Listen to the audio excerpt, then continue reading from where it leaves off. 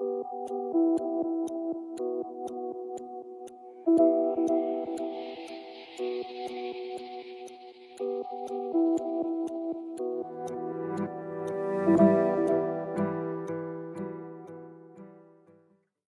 you know that the English we use today used to sound like Old German?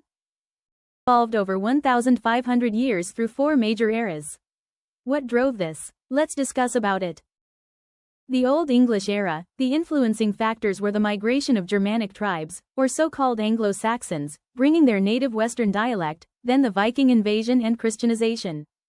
The characteristics of the language are that it uses synthetic language, nouns have gender, and the sentence structure is flexible. In 1066, the Middle English era was born with the Norman Conquest. The Norman Conquest transformed French into the language of the elite. English absorbed over 10,000 French words, and the decline of word endings that relied on SVO. The characteristics of this period are the transition towards analytical language, and the language losing grammatical gender. Entering the 15th century, the era of early modern English began. The biggest external factor was the invention of the printing press in 1476.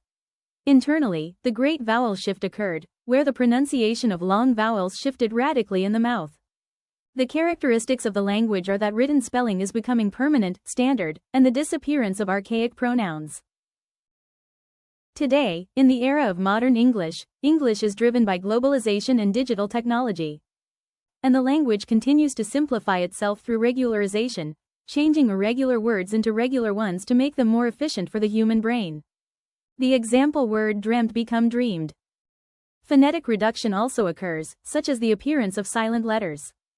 Abbreviations and acronyms appear frequently. Sentence structure relies heavily on the correct subject-vowel-o arrangement. In conclusion, the journey of the English language is a story of adaptation. External factors of history shape its vocabulary, while internal factors of the human mind refine its structure. The English we use when we type messages on our phones today is a product of that long history. It will continue to evolve, giving rise to new terms, and will likely sound very different to generations 200 years from now. Because ultimately, as long as humans continue to speak and connect with each other, English will continue to live and change.